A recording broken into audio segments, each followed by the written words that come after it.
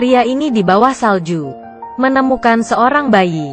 Melihat dari pakaiannya mengetahui bayi itu berasal dari keluarga kaya. Kemudian ia membawanya pulang dan memberikannya kepada istrinya untuk dijaga. Menunggu orang tuanya yang kaya untuk datang menjemputnya. Lalu menginginkan bayaran. Menunggu. 10 tahun pun berlalu. Di bawah penjagaan ibunya, Remy tiap hari di sawah bermain dengan riang, menikmati masa muda yang indah.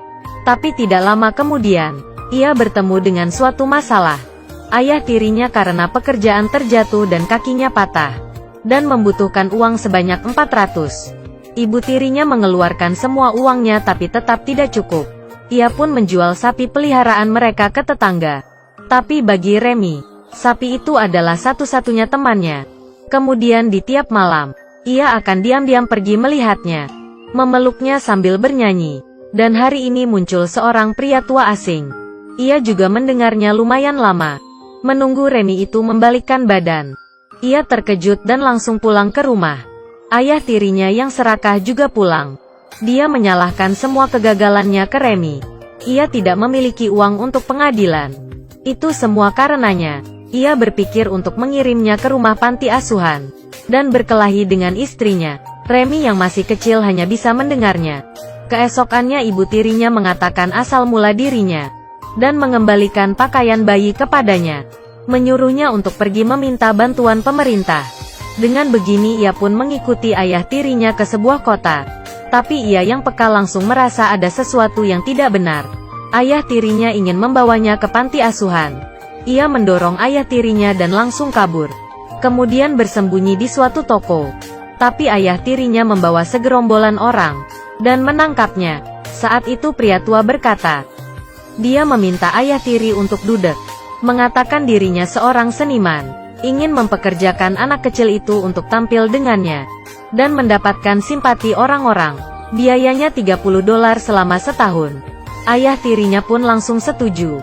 Dengan begitu Remy pun dibawa pergi oleh pria tua. Di saat melewati rumahnya, dia sekuat tenaga meneriaki ibunya. Tapi ibunya dipeluk erat dan hanya bisa melihat kepergiannya. Sedangkan kehidupan Remy pun mulai berubah. Mereka tiba di suatu kota. Pria tua dengan cepat memberikan Remy pakaian baru dan sepatu baru. Ini juga menghabiskan tabungannya. Hanya bisa makan roti di tepi jalan. Dia juga mengaku kepada Remy kenapa dirinya melakukan hal itu. Ia menyadari kemampuan menyanyi Remy, suara yang begitu merdu, dan berharap dia akan terus bernyanyi. Pertama kalinya menyanyi di hadapan orang-orang, ia pun kabur karena ketakutan, dan terjatuh di tanah. Kemudian ia marah, merasa dirinya sama sekali tidak memiliki bakat bernyanyi, dan berkelahi dengan pria tua. Saat itu seekor anjing membawakannya koran. Ternyata pria tua itu seorang pemain biola yang ternama. Tapi tidak tahu karena alasan apa, ia memilih untuk menyamar. Ia mengatakan ke Remy harus selalu percaya diri.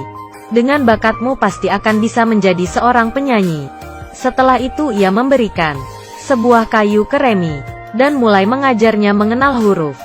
Remy mulai sambil belajar mengenal huruf, sambil belajar bagaimana bernyanyi.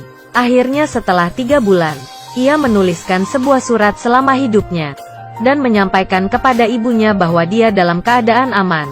Ia juga mengatasi rasa takutnya. Matanya yang ditutupi kain pun dibuka, dan ia melihat dunia, memiliki suara yang indah.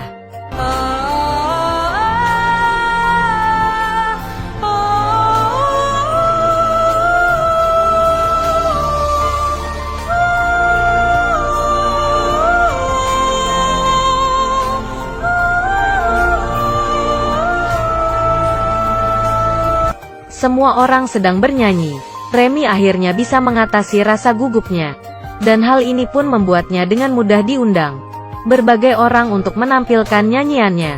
Hal ini membuat mereka menghasilkan banyak uang. Intinya adalah di sini, ia bertemu dengan seorang gadis.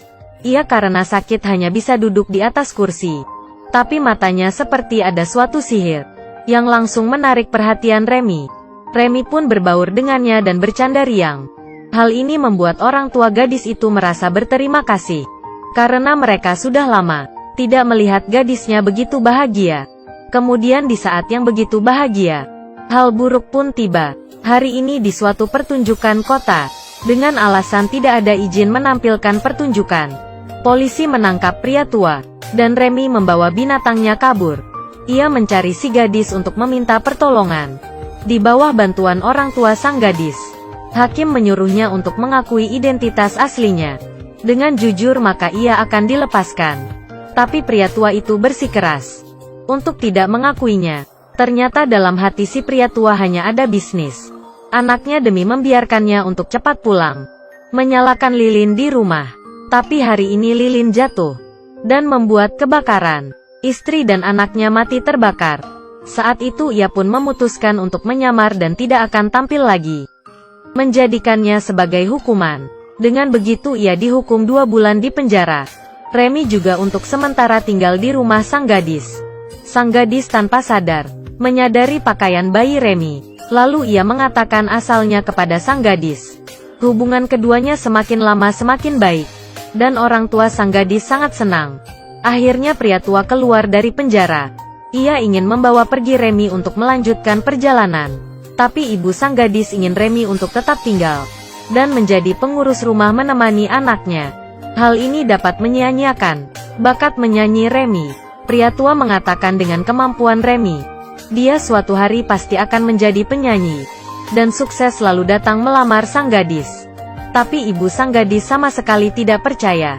Dia sama sekali tidak bisa membayangkannya Remy bisa menjadi penerus keluarga kaya. Akhirnya Remy memutuskan untuk mengikuti pria tua, pergi ke tempat yang lebih ramai, dan berjanji dengan sang gadis. Ia pasti akan kembali melihatnya. Tapi di saat pria tua memasuki hutan, ia terinfeksi TBC berat. Melewati perjalanan yang panjang, daya tubuhnya semakin melemah, hingga monyet kecil pun juga sakit. Kemudian mereka tiba di suatu hotel. Mereka mengeluarkan biaya untuk monyetnya cek dokter. Dokter mengingatkan pria tua itu juga harus melakukan pengobatan. Tapi uang mereka dari awal sudah habis. Demi mengumpulkan uang, ia akhirnya memutuskan mengeluarkan kembali biolanya. Dan di hotel, ia mengadakan suatu pertunjukan. Melodi yang indah ini mengejutkan semua bangsawan yang hadir. Tapi uang yang dikumpulkan masih tidak cukup. Saat itu seorang wanita menghampirinya. Dia mengenali pria tua itu dan menghargai keputusannya untuk menyamar. Bahkan memberikannya emas, berharap dia bisa membantunya melewati kesusahan ini. Di saat mereka kembali ke kamar, monyet kecil sudah mati. Hal ini membuat Remy sangat sedih. Ia menguburnya di dalam hutan. Penyakit pria tua ini tidak bisa diulur lagi. Tapi hari ini Remy menerima sebuah surat kiriman dari sang gadis. Ia mengatakan dia sudah menemukan orang tua kandung Remy. Ternyata di saat mereka pergi, sang gadis menyadari pakaian bayinya dan Remy ternyata sama. Bahan kain seperti ini hanya keluarga bangsawan yang memilikinya. Ibunya kaget setelah mengetahui hal tersebut. Kemudian menggunakan segala cara dan akhirnya mendapatkan informasi. Pria tua yang melihat surat itu juga tidak memedulikan penyakitnya dan langsung bergegas membawa Remy pergi. Mereka menemukan seorang pengacara. Setelah melihat pakaian bayi itu, ia langsung mengetahui identitas Remy dan bersiap membawanya kembali ke istana untuk bertemu orang tuanya. Remy turun dari kereta dan tiba di depan istana. Dari istana keluar 3 orang.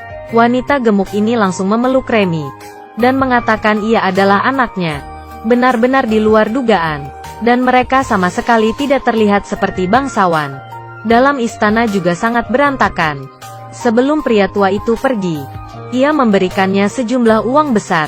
Ini menimbulkan kecurigaan. Seperti yang diperkirakan, di malam hari mereka memperlihatkan sifat asli mereka. Mereka ingin membunuh Remy. Dan di saat mereka ingin melakukannya, pria itu dan anjing masuk dan langsung memukuli mereka, memaksa mereka untuk mengatakan yang sebenarnya. Ternyata pengacara itu adalah paman kandung Remy. Saat itu demi merebut harta warisan, ia menyuruh orang untuk membunuh Remy. Tapi karena pembunuh itu tidak tega, ia membawanya sejauh mungkin ke Paris dan memotong simbol di pakaiannya, lalu membiarkannya di bawah salju. Pria tua pun menanyakan tempat tinggal orang tua kandung Remy. Lalu mereka pun berangkat. Di perjalanan mereka diterpa badai salju. Sekuat tenaga menahan dingin mereka perlahan-lahan melaluinya. Kemudian bersembunyi di suatu tempat untuk saling menghangatkan. Situasi seperti ini mereka juga susah untuk melanjutkan perjalanan. Kayu bakar habis terbakar.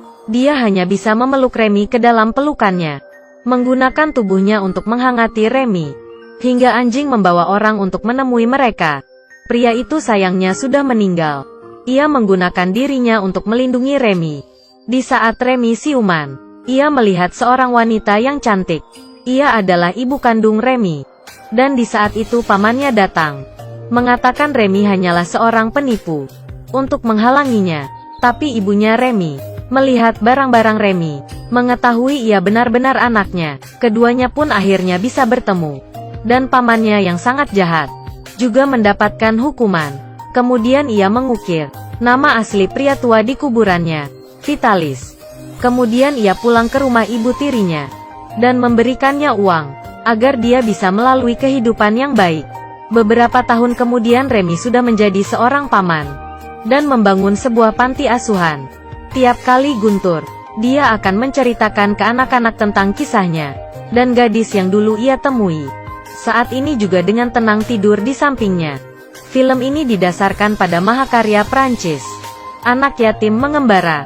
Suatu cerita yang mengharukan. Dan memberikan hal positif. Kehidupan penuh dengan hal yang tidak diketahui. Hanya bisa terus melaju ke depan menghadapi bahaya. Baru bisa mendapatkan suatu kesempatan. Aku adalah Dongfang.